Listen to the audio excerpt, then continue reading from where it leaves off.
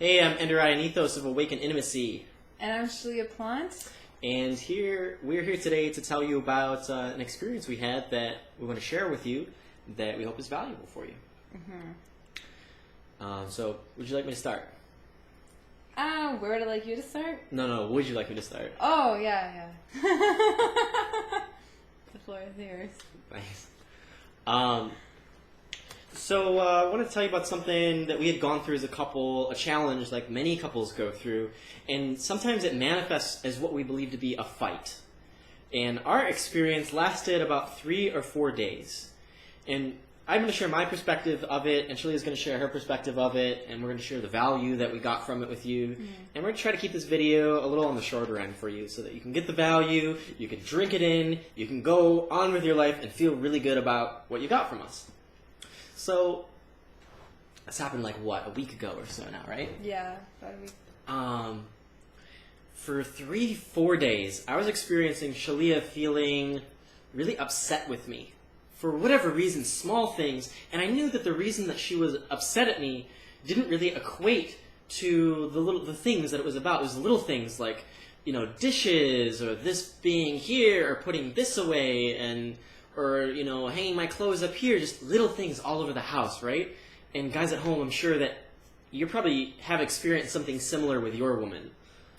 And the first piece of insight I want to share with you is it's almost never about that little thing.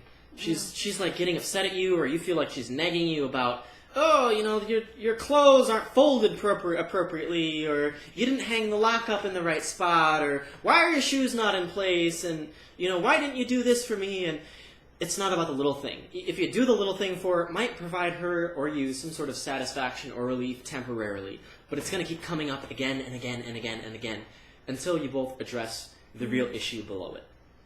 So after a couple days of this, I started to get frustrated, and Shaleia, I told her I needed to take space from her. I just started to take some space from her. I started to veg out and play video games a lot, or take a lot of space, or take really long naps. And Shaleia just didn't seem to want to let me take my nap. I found her waking me up from naps after it got too long for her. I found her waking me up from an extended sleeping period. I found her, I was trying to play a video game, right? And her interjecting every few minutes with some comment about Facebook, about what she was watching, about something we needed to do. And I'm like, man, I just need some space. And finally, it boiled up, and we, decided to really address it. I'm like, man, Shaleia, I just need some space. And, okay, so let's fast forward here to after we talked it through. We found out this dynamic we're having. Excuse me, I'm going to grab my other arm here. Yeah, that's fine.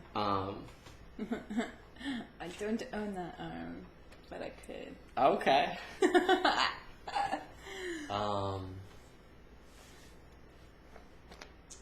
So our conclusion we're going to talk about now. So let me lay out the dynamic from my experience.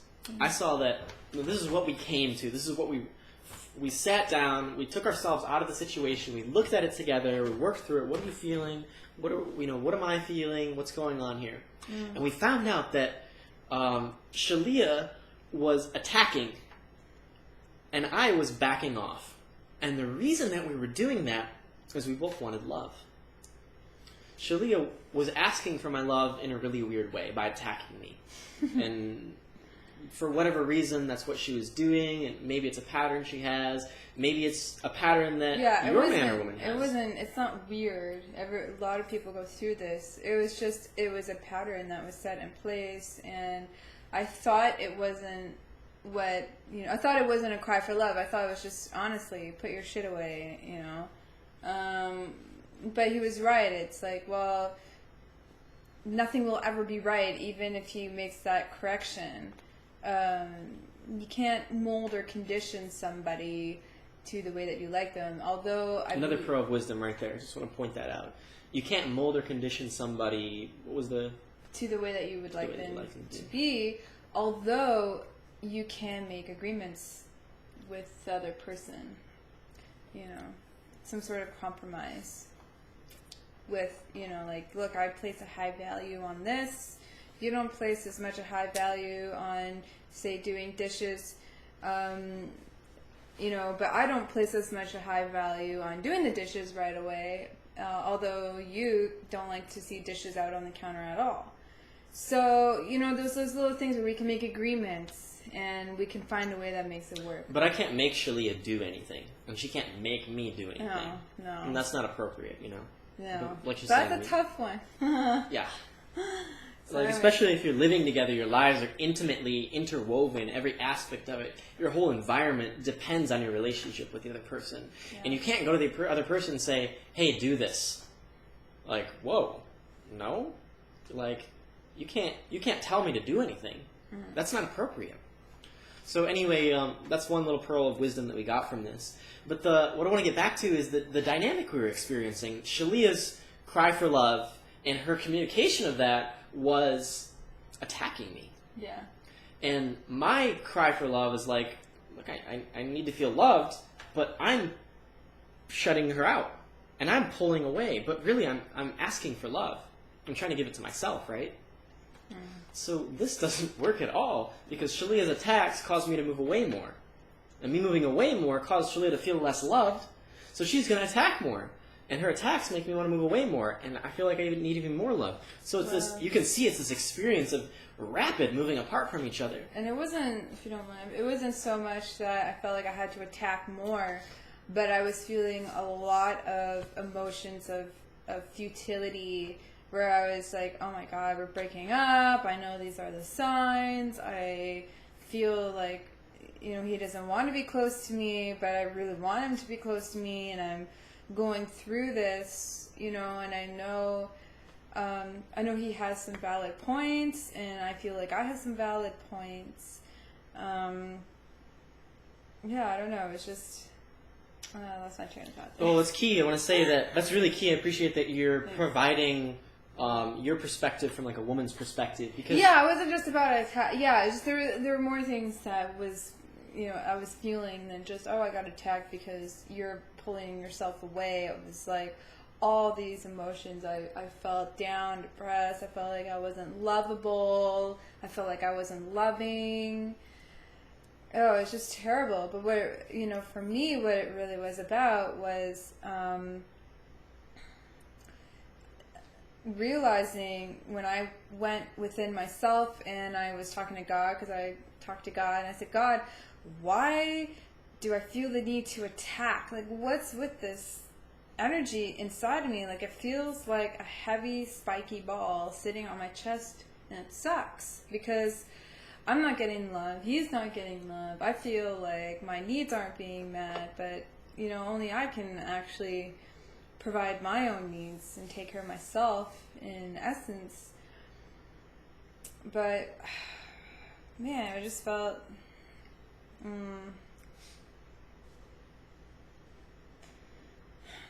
my mind just drew a blank because I get really passionate sometimes, and I'm like, oh, what was I saying?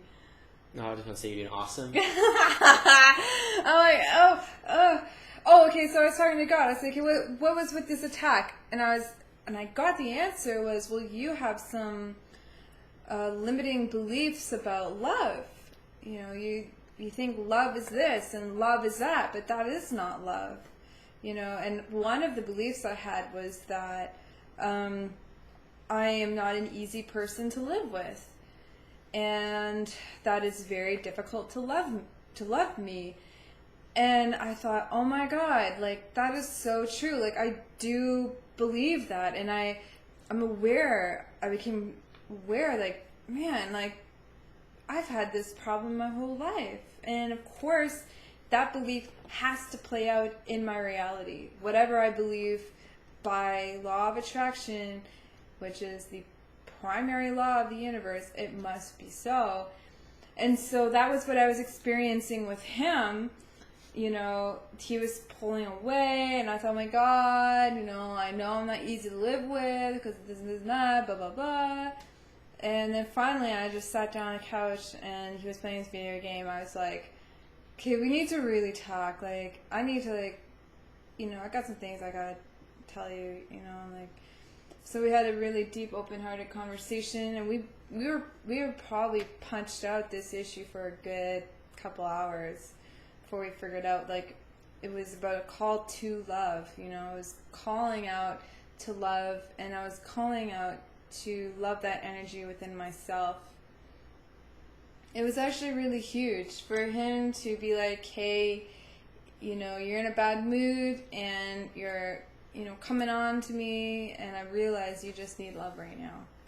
So once we've recognized the pattern, It's powerful. right, that's great. The next step we had to take was healing the pattern. So we just needed to give ourselves what we needed and give each other what we needed. So the way we resolve this is creating an open tap to love. That whenever Shaleia needs love and she feels like she needs to start attacking, or whatever pattern comes up that she feels like she needs love and then she starts attacking, we can interrupt that by just giving her the love she needs right there. And same with you. And same with me. When I feel like I need to pull away, I need to go spend time alone, like, and get away from this pain, I'm needing love too. So instead of me having to pull away, we just give me the love that I need in that moment so that I don't have to pull away, so I can be present, so that she doesn't have to go spiraling off, so that I don't have to go spiraling off. And when you went through your own stuff too, right, you asked me. Right. So what we created was an open tap to love for each other, so that when I'm pulling away and I'm feeling attacked, all I have to do is ask for love and say, Shaleia, look, I'm feeling attacked. Like, that's okay. I really need some love right now. Could you please give me some love? And if she feels like it's within her capacity to do so, she'll do that. Mm-hmm. And the same thing, maybe when I recognize she's attacking, or she recognizes she's attacking, when she recognizes she needs love, all she has to do is ask me for it. And if I have the capacity to do so in the moment, I'll give it to her, and as much as I can give, and as much as she can receive, so that we always have access to that love from each other. Yeah. I don't need to pull away for a long time to get the love that I'm needing. She doesn't need to attack me and pull at me to get the love she's needing. That whole pattern can just fall away because we're both nourished with the love we both need. Yeah, nothing is worse in a relationship than feeling like your partner is going to punish you in some way by withdrawing their love. That's the worst thing you can do in a relationship, you know, is give the love that you have at that moment. Sometimes if either one of you you're getting huffy puffy, to be the strong one and just reach out in love, and even crossing through so-called boundaries where you just run up and you grab your partner and just, you know, hug them, hold them, love them, kiss them, anything like that. So this is what she's saying right now is really, really effective. Mm-hmm. I can give you an example. When Shaleia, I could see her starting to get upset and starting to feel angry and start picking at things, and I'm like, whoa, like, why is this occurring? Like, I don't feel like it's anything I'm doing. Why is this happening?